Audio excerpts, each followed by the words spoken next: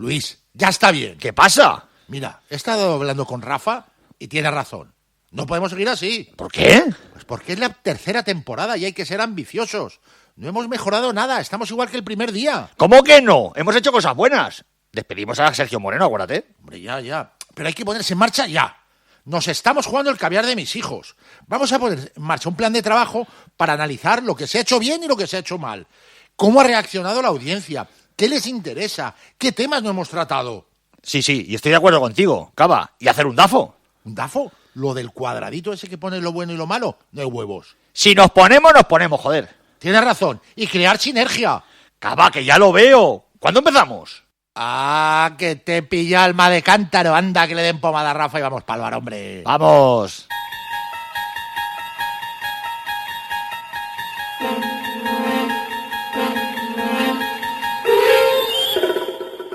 El universo es muy grande y pasan cosas muy raras que dan mucho miedo.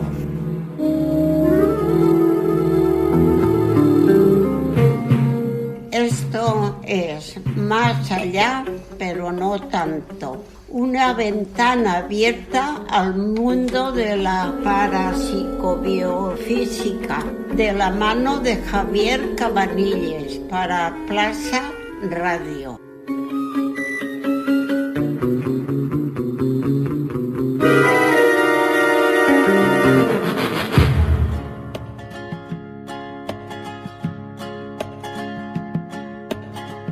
I don't remember loving you, and I don't recall the things you say you put me through. You tell me that you've had a guilty conscience for so long. You say that you walked out on me, you say you did me wrong. Well, I just don't see how that could be true, 'cause I don't remember loving you. I don't remember. Hola a todos amigos, una semana más. Y ya van 2 esta temporada. Esto es Más allá, pero no tanto. Y yo soy Javier Cabanilles. Y la voz de la experiencia que nos introduce es Pepi Alapón, a la que mandamos desde aquí un cordial saludo. El mismo que os manda ella. Por si a alguno le gusta la canción de hoy, una de mis favoritas es I Don't Remember Loving You, de John Conley. Bueno, a lo que vamos. Primero, la noticia de la semana, que no es otra que Josep Pamiés, el abanderado de la Revolución Dulce, el calvo que literalmente vende crecepelos en su web, sufrió un infarto y en lugar de tratarse con aloe vera o MMS, no se le ocurrió otra cosa que ir al hospital Josep Trueta de Girona, donde pasó varios días en la UCI. Y le curaron, por supuesto. Le salvaron la vida, pero no la vergüenza. ¿Aprovechará la ocasión para callarse de una vez? Lo dudo. Pero a lo que vamos hoy. Hoy toca hablar de budismo. Aviso ya que vamos a hablar del budismo como religión, de sus fundamentos. Ya habrá tiempo otro día de hablar de su historia y de cómo ha sido una religión fundamental para entender la tiranía feudal que dominó el Tíbet desde el siglo XVII, pero cuya historia de compadreo con el poder político data ya del siglo XIII. Tampoco vamos a hablar de la persecución de la minoría Rohingya en Birmania, un país de mayoría budista, y en el que la Premio Nobel de la Paz y budista, Aung San Suu Kyi, consejera de Estado sobre el papel, pero presidenta en la sombra, se ha puesto de perfil. Ni siquiera vamos a recordar que el actual Dalai Lama, Tenzin Gyatso, reconoció que sabía desde los años 90 que había casos de abusos sexuales en Europa que son los que ahora están saliendo a la luz.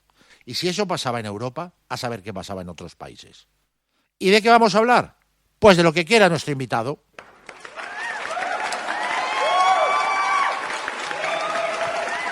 Bueno, Miguel Ángel Álvarez González, ¿cómo estás? Pues encantado de charlar contigo, Javier, y de someterme a tus preguntas. Pues nada, ¿te esperabas que el budismo vaya timo siguiera dando que hablar después de estos 3 años ya? Desde pues la verdad publicó? la verdad es que no. Esto me convierte en una persona más cercana a la religión, porque empiezo a creer en los milagros. No, me ha sorprendido muchísimo. Hombre, hay que reconocer que así, sobre el budismo, desde el budismo hay para aburrir, pero cosas críticas en el mejor sentido de la palabra, no simplemente de atacar, sino intentar separar el polvo de la paja, tampoco había nada y ahora creo que prácticamente estás tú solo. O sea, que lógico que te preguntemos a ti. Pues yo creo que sí.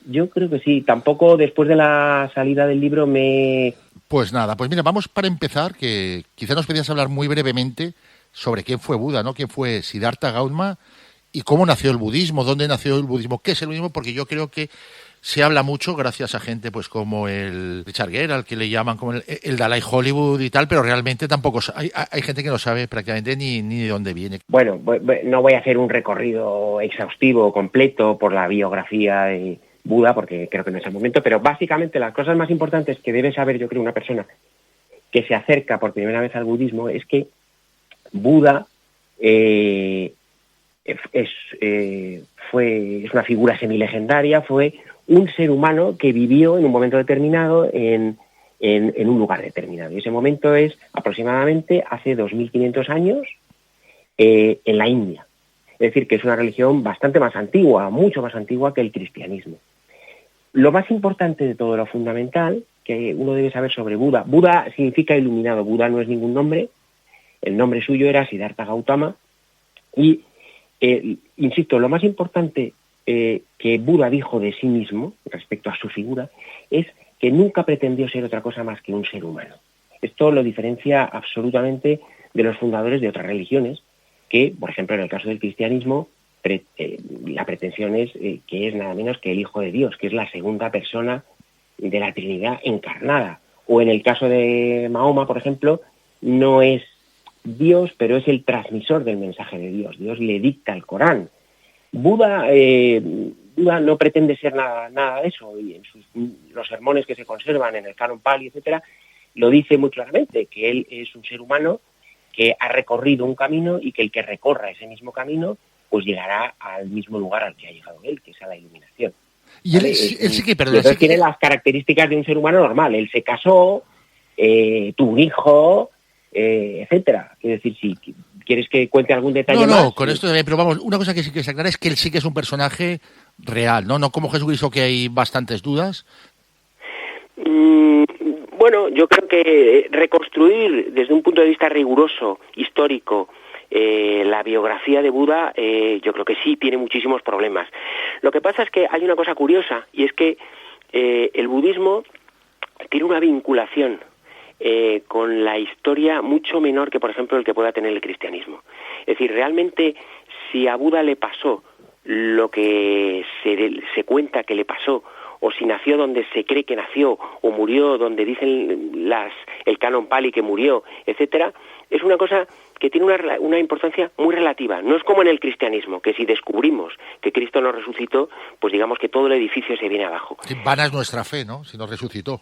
Efectivamente, eso dice San Pablo, vana es nuestra fe, ¿no? Pues el budismo, precisamente como su mensaje es un mensaje aparentemente, o por lo menos en principio, mucho menos sobrenatural, lo que importa en el budismo es que lo que aparentemente dijo Buda sea o no cierto, y que lo pongamos en práctica y lleguemos a donde se supone que él llegó.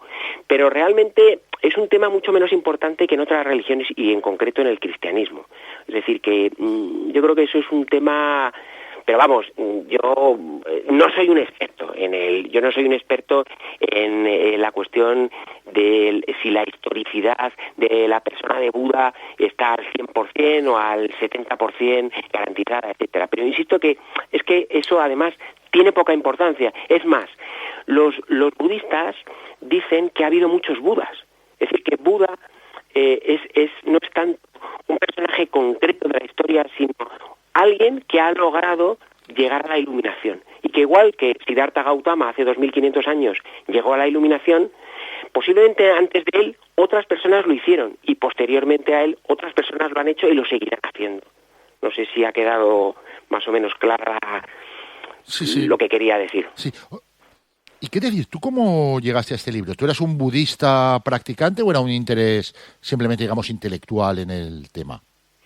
No, yo no he sido budista practicante nunca.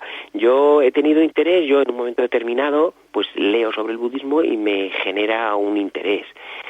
Y entonces me informo sobre el budismo, leo sobre el budismo, pero yo no he sido nunca budista. El origen del libro, pues tú lo has comentado al principio, es decir, el libro nace para para rellenar un hueco. Yo creo que la virtud no del libro, sino de las circunstancias del libro, es que no hay nada escrito desde una perspectiva crítica sobre el budismo, y esta era mi intención al escribirlo. También retomando un poco el guante de en una recesión que hace Alan Sokal, el coautor del libro Imposturas intelectuales, en una recesión que hace del libro El fin de la fe, de Sam Harris, que posiblemente mucha gente que escuche esta conversación lo conozca, dice Alan Sokal una cosa con la que yo estoy muy de acuerdo, y es que Sam Harris es muy duro con las religiones monoteístas, con las religiones del libro, pero que es muy blando con las religiones orientales, y que, bueno, pues que se merecen un análisis un poco más crítico. Entonces, bueno,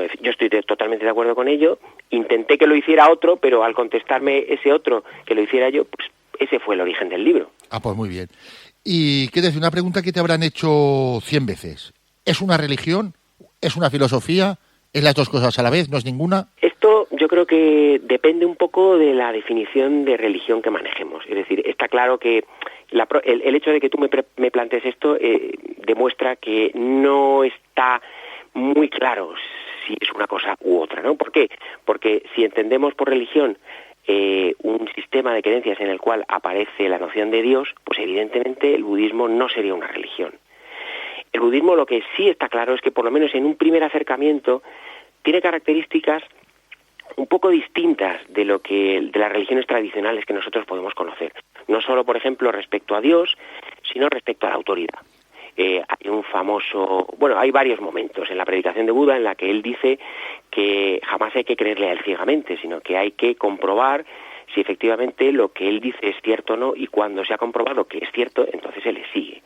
Claro, esto lo convierte en una religión, digamos, muy especial. Entonces, yo creo que es una cuestión que no es excesivamente importante el caracterizarlo como religión o no. Yo personalmente, si tú me preguntas a mí, Miguel Ángel, si yo creo que es una religión, yo diría que sí. Yo diría que sí es una religión porque en un acercamiento así primario y espontáneo, pues aparecen elementos evidentemente que son asimilables a una religión. Aparecen templos, aparecen ofrendas, hay órdenes monásticas en las cuales los monjes hacen votos, hay rezos. Es decir, eso desde un punto de vista, digamos, muy elemental. Y desde un punto de vista un poquito más profundo, yo creo que es una religión porque comparte con el resto de religiones algo que a mi juicio pues las define, yo diría que a todas, que es que contribuyen a adormecer en los seres humanos el sentido del contacto con la realidad. Es decir, que hacen un poco de narcótico y nos hacen ver precisamente nos hacen ver las cosas como no son, no como son. Digo, esto es una paradoja porque en el budismo, la meditación budista por excelencia, que se llama Vipassana, que ahora está tan de moda, Vipassana significa eso, ver las cosas como son. Pues ya entramos ahí en materia sobre lo que es el budismo, ¿no? En principio parte de las 4 nobles verdades que gravitan todo alrededor del sufrimiento. ¿Qué son estas nobles verdades con las que tú, por cierto, eres bastante crítico? Sí, yo soy bastante crítico, para empezar con el nombre, ¿no? Me parece un poco de chiste que a unas verdades se les llame nobles. Nadie dice o habla de la noble teoría de la evolución de las especies por selección natural, o se refiere a la noble ecuación einsteiniana E igual a mc cuadrado. En fin, a la religión se le permiten muchas licencias que yo creo que a otras disciplinas se le toleran menos, y no nos damos cuenta de las estupideces que dicen. Pero en fin, vamos al grano. Las 4 nobles verdades que el Buda pronuncia en el famoso sermón de Benarés, que es el primer gran sermón que él da y donde empieza su predicación. Él analiza, se ve a sí mismo como el gran médico universal. Utiliza, se dice, la metodología de la medicina tradicional hindú, que es enfrentarte al enfermo, darte cuenta de qué es lo que le pasa, intentar averiguar cuál es la causa de su mal, de su enfermedad, y atacar esa causa. Entonces, la existencia del sufrimiento, la existencia de una causa del sufrimiento, etcétera, digamos que tienen una estructura de concatenación de causas y efectos parecida, digamos, al símil que he utilizado, que utiliza el propio Buda, ¿no? La primera noble verdad proclama o enuncia la existencia del sufrimiento en el mundo, y además de una manera bastante realmente terrible, es decir, no solo que existe, sino que realmente impregna o empapa todas las facetas de nuestra vida. Sufrimiento entendido de una manera un poco